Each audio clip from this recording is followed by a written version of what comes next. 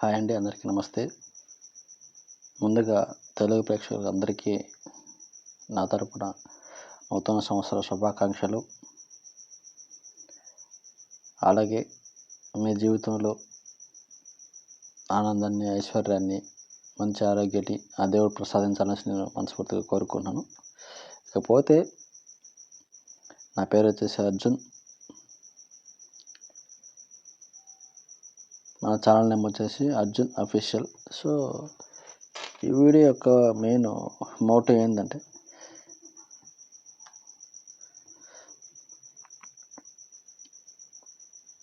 ఈ కొత్త సంవత్సరం రోజు నుంచి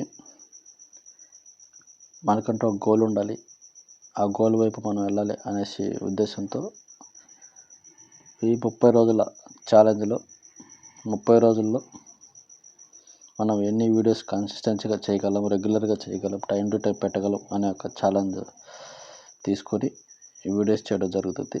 సో దానికి మీ అందరి సపోర్టు, సహకారం ఎప్పుడూ నాకు కావాలి.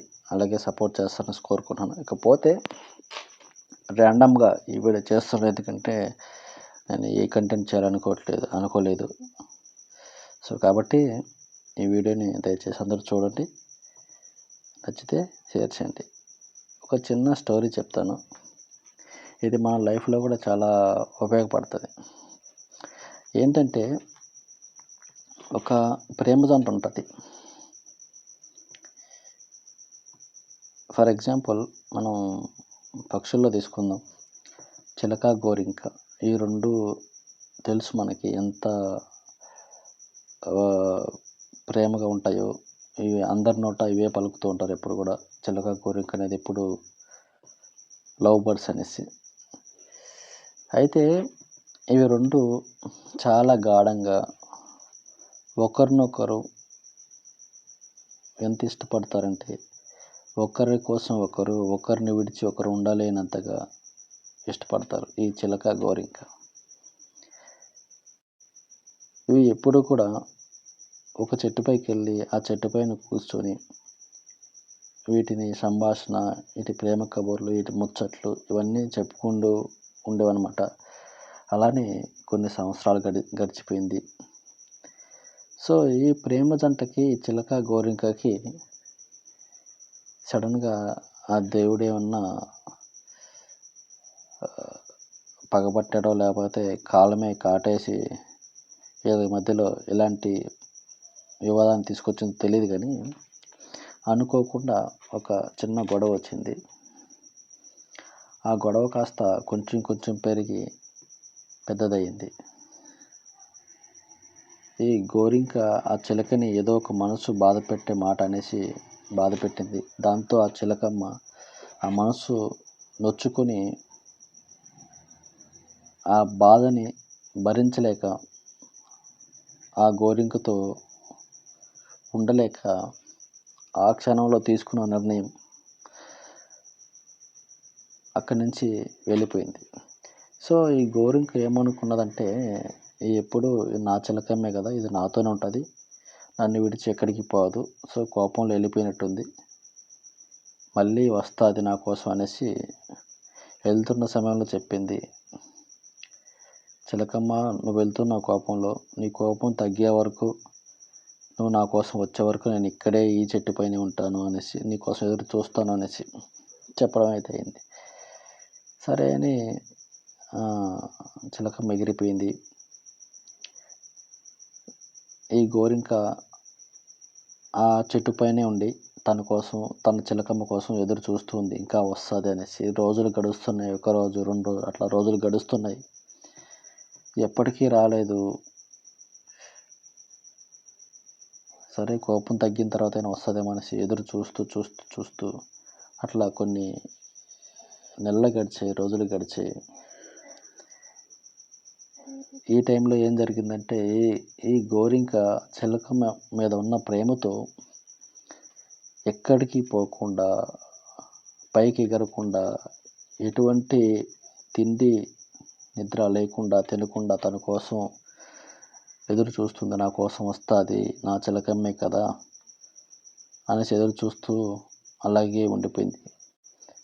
అలానే కొన్ని నెలలు గడిచాయి. అయినా చిలకమ్మ రాలేదు. కోపం తగ్గలేదేమో పాపం. సో ఇది ఏం చేసింది, ఎటు పోలేక అక్కడి నుంచి వదిలిపెట్టి ఉండలేక తన ఆరోగ్యం క్షీణించి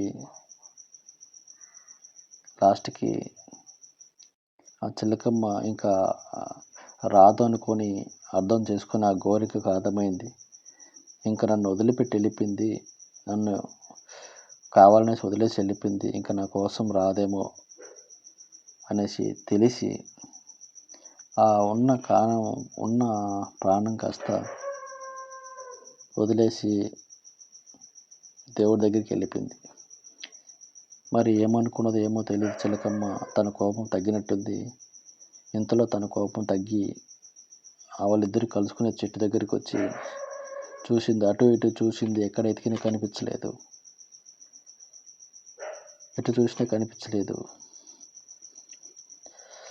లాస్ట్కి అదే చెట్టు కింద ఆ గోరింక ఏదైతే ఉందో తన ప్రాణం అక్కడే వదిలేసి వెళ్ళిపోయింది. ఇది చూసిన చిలకమ్మకి ఏం చేయాలో అర్థం కాలేదు. అయ్యో, నేను కోపంలో వదిలేసి వెళ్ళిపోయానే, ఇప్పుడు నేను చూస్తే నా గోరింక నా కోసం లేదే అనేసి ఏడుస్తూ ఆ చిలకమ్మ కూడా అక్కడి నుంచి ఎగిరిపోయింది. అంటే మనుషులు కూడా ఇంతే. దీన్ని నేను చెప్పే సారాంశం ఏంటంటే, మనుషులు కూడా కొన్ని అవుతూ ఉంటాయి అప్పుడప్పుడు. మనం ఏంటంటే మాట్లాడుకొని సాల్వ్ చేసుకోవాలి. ఒకరికొకరు విడిపోవాలి అనేసి నిర్ణయం తీసుకుంటే ఏమో తెలియదు. నువ్వే ప్రాణం అనుకున్న వ్యక్తి నిన్ను విడిచిపెట్టి వెళ్ళిపోవచ్చేమో నీ కోసం చూసి. నువ్వే ప్రాణం అనుకున్న వ్యక్తి తను రాడని చెప్పేసి చూసి తను కూడా విడిచి వెళ్ళిపోవచ్చేమో. కాబట్టి ఉన్నంతలో హ్యాపీగా ఉండండి, మంచిగా ఉండండి. మీ అందరికీ ఈ కథ నచ్చుంటుందని నేను అనుకుంటున్నాను. ఐ హోప్ ఇది మన లైఫ్లో కూడా వర్తిస్తుంది. సో ఇంకోటి చెప్పాలి, ఎప్పుడు కూడా కోపం అనేది తాత్కాలికం, ప్రేమ అనేది శాశ్వతం. సో కాబట్టి మీ ప్రేమను మీరు కాపాడుకొని మీ జీవితాలు మీరు హ్యాపీగా ఉంచుకోండి. మీ అందరికీ నా తరపు నుంచి మళ్ళీ ఒకసారి హ్యాపీ న్యూ ఇయర్, నూతన సంవత్సర శుభాకాంక్షలు. అలాగే ఈ వీడియో నచ్చితే లైక్ చేయండి, షేర్ చేయండి. మీకు చిన్న సపోర్ట్ నాకు అందించండి. సబ్స్క్రైబ్ చేసుకోండి. ఓకేనా? Thank you. Love you all. మరొక మంచి వీడియోతో మీ ముందుకు వస్తాను.